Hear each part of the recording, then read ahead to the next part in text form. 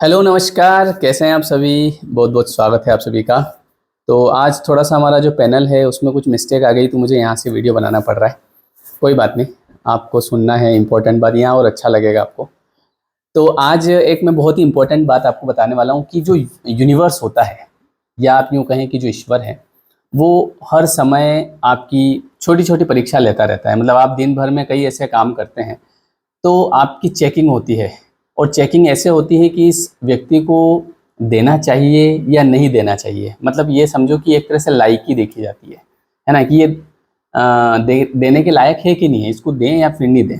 वो कैसे होता है तो उसके पीछे के दो तीन रीज़न होते हैं। सबसे पहले तो ग्रेटिट्यूड, आप कितना ग्रेटिट्यूड करते हैं। जैसे कि मान लो आज आपके पास, आप सुबह उठे तो उठते समय आपने भगवान का धन्यवाद किया या समस्याओं से जीवन की शुरुआत करी, समस्याओं से दिन की शुरुआत करी। कई लोग होते हैं, अरे ये हो गया, अरे ऐसा हो गया, हर चीज़ पे घर में कलेश करना, छोटी मोटी बातों पे। तो वहाँ पे यूनिवर्स चेक कर लेता है कि इसको देने से कोई मतलब नहीं है। क्यों? क्योंकि इसको वैल्यू नहीं है। जब तक आप किसी चीज़ की वैल्यू नहीं करेंगे तब तक आपको कोई भी चीज़ मिलेगी नहीं। तो यूनिवर्स के पास एबिंडेंस है, बहुत है, आप बस लेना शुरू करिए। पर उसका एक तरीका होता है, और तरीका ये होता है कि आपको सबसे पहले तो ग्रेटिट्यूड करना पड़ता है। कोई भी चीज़ आपके पास है तो जैसे ही आप ग्रेटिट्यूड करना शुरू करते हैं तो चीज़ें आपकी तरफ अपने आप अट्रैक्ट होने लगती है। जैसे आप एक चुंबक है और आपसे चिपकने लगती है।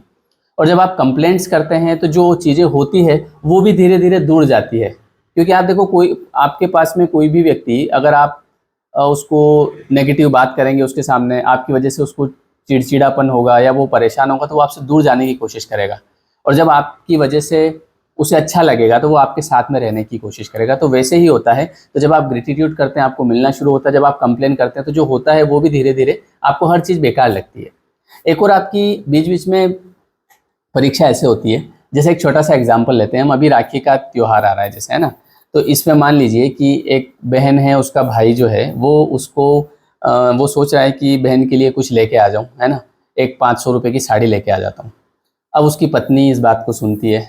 पत्नी कहती है कि इतनी महंगी क्या करे, है ना, एक काम करो, मेरे पास पड़ी है, एक मेरी आई थी, किसी ने दी थी, तो वो क्या करेगी, सस्ती वाली कैसे भी निकाल के दे देगी, बोले कि लो ये दे देना, है ना।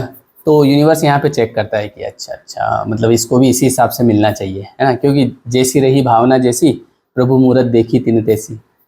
अगर इसी की जगह पत्नी ने कहा कि क्यों, एक बात बताओ, राखी क्या हर महीने आ रही, क्या राखी तो एक एक साल पे आती है, तो कम से कम थोड़ी अच्छी साड़ी लेके आओ, है, महीने लिफाफे में 500 1000 रुपये रखो, है ना। ऐसा तो है नहीं कि हर महीने जो है राखी आ रही है।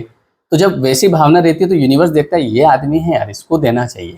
तो यहाँ पे आपको ये देखा जाता है कि आपकी भावना कैसी है लोगों के प्रति। तो जैसा आप देने का भाव रखते हैं वैसा आपको मिलना शुरू होता है।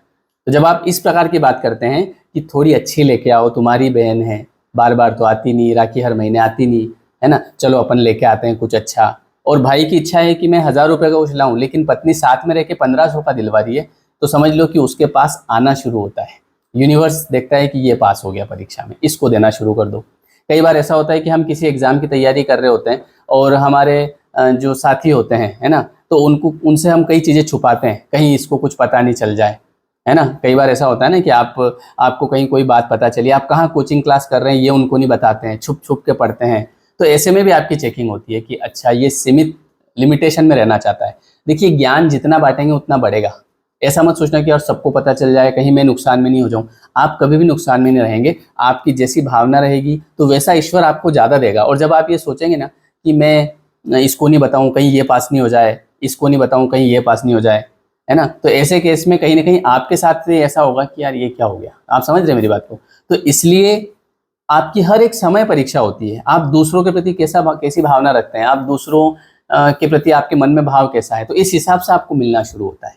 तो इसलिए आप हर समय चेक करते रहिए कि यूनिवर्स मुझे चेक कर रहा है तो मुझे, है ना, कभी भी ऐसा मौका आता है कि आपके घर में जो है पति देव हैं, वो छोटे भाई को कुछ दे रहे हैं, तो थोड़ा और बढ़ा के दिलवाइए कि और दीजिए, कोई बात नहीं। घर में भी शांति रहती है, मन प्रसन्न रहता है और यूनिवर्स आपको देना शुरू करता है। और जब आप चिढ़ते हैं, ये क्यों दे दिया, वो क्यों दे दिया, हर छोटी छोटी बात पे कलेश करते हैं, इनको 10 रुपये क्यों दे दिए, इसकी क्या जरूरत थी, तो घर में भी कलेश, अशांति भी रहेगी। और यूनिवर्स तो वैसे भी हाथ खींच के बैठेगा, बोले इसको नहीं देना चाहिए यार, ये लायक नहीं है इसके। तो इसलिए हर समय आपकी परीक्षा होती है, तो ध्यान रखा करिए, ठीक है।